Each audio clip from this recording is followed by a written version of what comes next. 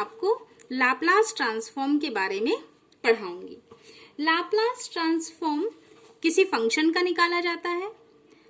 तो हमने एक फंक्शन लिया है एफ ऑफ टी। इस एफ ऑफ टी का हमें लाप्लास ट्रांसफॉर्म निकालना है। ये L for Laplace transform, L किसको डिनोट करता है? एल डिनोट करता है लाप्लास ट्रांसफॉर्म को।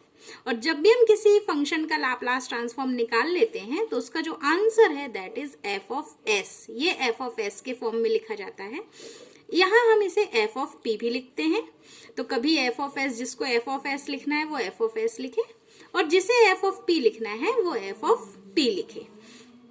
अब लेकिन ये डिनोट करना हुआ कि हम लाप्लास ट्रांसफॉर्म को कैसे डिनोट करते हैं। अब हम लाप्लास ट्रांसफॉर्म को डिफाइन करेंगे कि लाप्लास ट्रांसफॉर्म को कैसे डिफाइन किया जाता है।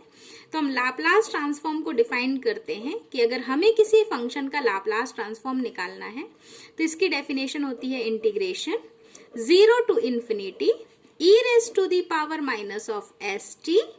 यही जिसका हमें लाप्लास ट्रांसफॉर्म निकालना है, इसी फंक्शन को इस इंटीग्रेशन के अंदर लिखना है F of T D T. ये इसकी पूरी डेफिनेशन होती है। तो हमें जिसका भी लाप्लास ट्रांसफॉर्म निकालना होगा तो हम ऐसे इसको डिफाइंड करते हैं। ठीक है।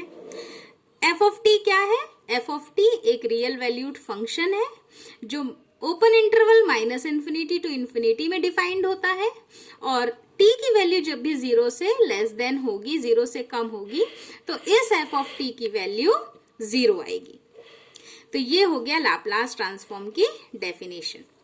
अब हमें यदि बोला जाए कि ठीक है लाप्लास ट्रांसफॉर्म हमको जो रियल वैल्यूड फंक्शन है दैट इज दे दिया गया 1, और बोला गया कि चलिए इस 1 का लाप्लास ट्रांसफॉर्म फाइंड आउट कीजिए। तो हम क्या करेंगे? एफ ऑफ टी के प्लेस पे जहां जहां एफ ऑफ टी आया है वहां 1 पुट कर देंगे।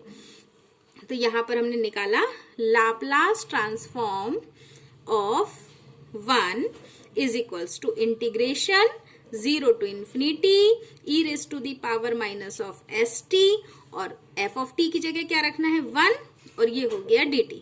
तो 1 का मल्टीप्लाई करने से तो कोई फर्क नहीं पड़ेगा, तो हम 1 की जगह मतलब इसका मल्टीप्लाई करेंगे तो integration 0 to infinity e raised to the power minus of st dt। अब हमें क्या समझ में आया कि यदि हम लाप्लास सीख रहे हैं तो हमें इंटीग्रेशन अच्छे से आना चाहिए।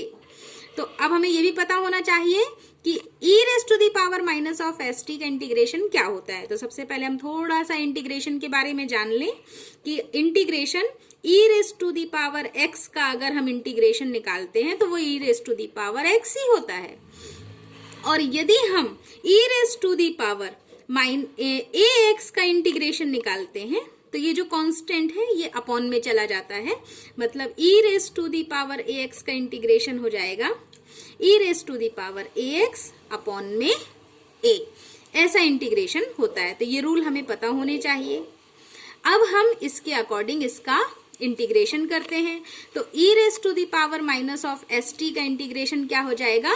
e raised to the power, ये हो जाएगा e raised to the power minus of st, और इसका मल्टीप्लाई क्या है? माइनस s इसका गुणांक है, तो वही गुणांक नीचे आ जाएगा, तो माइनस ऑफ s ये हो जाएगा। अब लिमिट क्या मिली थी हमको? लिमिट थी 0 to infinity, तो ये लिमिट हमने लगा दी। अब हम इसको सॉल्व करते हैं।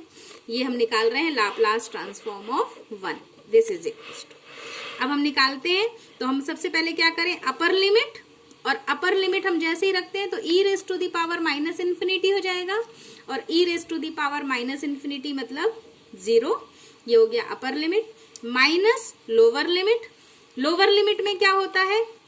जब हम 0 पुट करते हैं तो 0 किसी भी चीज की पावर 0 मतलब 1, तो जैसे ही हमने यहाँ पर 0 पुट किया तो ये हो जाएगा 1, तो हमने लिखा 1 अपॉन माइनस ऑफ s। अब ये माइनस कट गया, प्लस हो गया, तो हमारा आंसर आया 1 अपॉन s। तो इस तरह हमने लाप्लास ट्रांसफॉर्म ऑफ 1 का क्या देखा कि लाप्लास ट्रांसफॉर्म ऑफ 1 की वैल्यू कितनी होती है? 1 अपॉन s होती है। Thank you.